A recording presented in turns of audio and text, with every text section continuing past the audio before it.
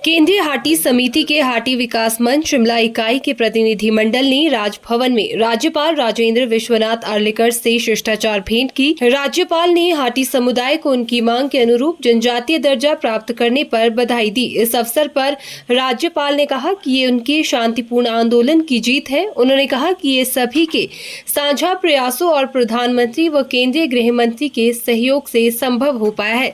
राज्यपाल ने उनके गिरिपार क्षेत्र का दौरा करने के निमंत्रण को भी स्वीकार किया। मंच के अध्यक्ष प्रदीप सिंगटा और महासचिव अतर तोमर ने हाटी समुदाय को जनजातीय दर्जा मिलने पर बधाई के लिए आभार व्यक्त किया। उन्होंने कहा कि अधिकार लंबे संघर्ष के बाद मिला है, जिसके लिए पूरा समुदाय आभार व्यक्त करता है। उन्होंने कहा कि राज्य सरकार की दृढ़ राजनीतिक इच्छा शक्ति से ये संभव हो पाया है। इस निर्णय से आने वाली पीढ़ियां लाभान्वित होगी। हमारी टीम आज राजभवन गई थी। सबसे पहले अपना आप इस बात के गवाह रहे हैं कि हमने इसकी शुरुआत राजभवन से ही की थी। हमने ये उनके साथ ये आश्वासन उनको दिया था राजभवन को कि हम शांतिपूर्ण तरीके से जो है वो सामाजिक आंदोलन चलाएंगे, जन आंदोलन चलाएंगे। वो चलाया भी, उसके नतीजे हम आभार व्यक्त करने के लिए आज हमने महामहिम गवर्नर साहब का आभार व्यक्त किया। हमने उनके माध्यम से देश के यशस्वी प्रधानमंत्री आदरणीय नरेंद्र मोदी जी का हमने आभार व्यक्त किया। हमने यशस्वी गृह मंत्री अमित शाह जी का हमने आभार व्यक्त किया। हमने यशस्वी मुख्यमंत्री जयराम ठाकुर जी का हमने आभार किया। हमने उन तमाम पुरोधाओं को याद किया जिन्होंने हाटी की लड़ाई निष्पक्ष होकर लड़ी, राजनीतिक विचारधारा से ऊपर उठकर जो है वो लड़ाई लड़ी, किसी भी दल का हो, किसी भी क्षेत्र का हो। और इसकी जो शुरुआत हुई थी, एक बड़ी हम आपको एक खबर ये देना चाहते हैं कि महामहिम राज्यपाल ने इच्छा जताई है कि गिरिपार का दौरा करेंगे। हम उनका कार्यक्रम जल्द ही तारीख तय करेंगे। उन्होंने सहमति दी है कि लादी क्षेत्र में एक बड़ा संभवतः रोनहाट या बालधार में उस कार्यक्रम को रखा जा सकता है। हम सबके साथ,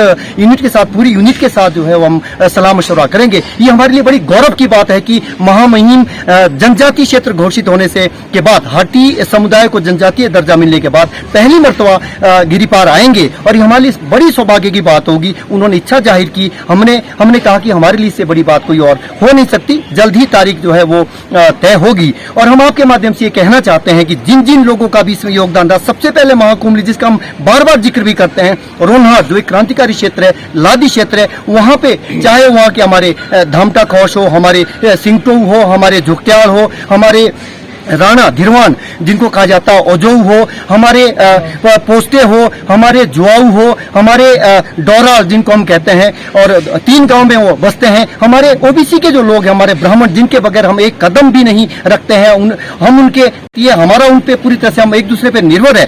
सारी जो कम्युनिटी है, हम सब लोगों का बहुत योगदान रहा है। नंबरदारों का बहुत योगदान रहा है, जिम्मेदारों का बहुत योगदान रहा है। वहाँ के क्रांतिकारी जो लोग हैं उनका बहुत योगदान रहा है, जिन्होंने एक विचारधारा से ऊपर उठकर, ये बोलना बहुत आसान है लेकिन बहुत ही कठिन कार्य था। हम उसके बाद दूसरे स्थान पे जो महाकुंभली हमारी हुई थी, वो शिलाई के भीतर हुई थी। वहाँ पे प्रताप जेलदार जी, वहाँ के जो जेलदार है, हम उनके भी बहुत आभारी है। हम शंकुआन खानदान से जो बिलोंग करते हैं, बहादुर सिंह जेलदार जी, हम उनके भी बहुत आभारी है। तपेंद्र जी है हमारे संग्रह के, रेणुका महाकुंभली में वहाँ माता का हमें आशीर्वाद मिला है, उसमें भी हम बात करेंगे। उनके भी हम, तपेंद्र जी के हम बहुत आभारी है। भीम सिंह जी हमारे जो एक पत्रकार भी है, बड़े एक पुरोधा रहे हैं, उन्होंने बहुत हमारी मदद की है। पूरे गिरिपार क्षेत्र जब संकट में हमारी क्या बोलते हैं, हमारा मुद्दा संकट में, तब उन्होंने हमारा सहयोग दिया है। हमारी हाटी की जो इकाई है, हमारी यूनिट है चंडीगढ़ की यूनिट, जिसके फकीर सिंह चौहान साहब, हमारे फकीर चंद चौहान साहब हमारे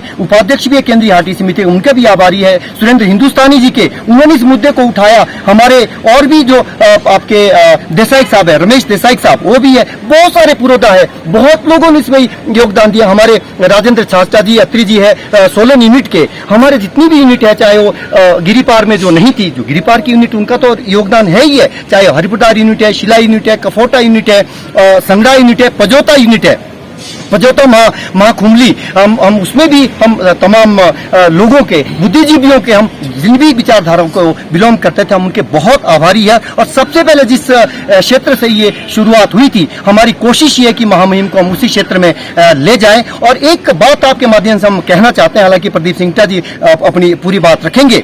ये जब हमने कहा कि सांस्कृतिक आंदोलन था, गैर राजनीतिक आंदोलन था, अभी हमारा हाटी एससी को एक्सक्लूड करके बहुत सारे भ्रम फैलाए जा रहे हैं कि इसमें देवे नहीं आएंगे, इसमें राणे नहीं आएंगे, तो नहीं आएंगे, धामटे नहीं आएंगे और पाबूस नहीं आएंगे।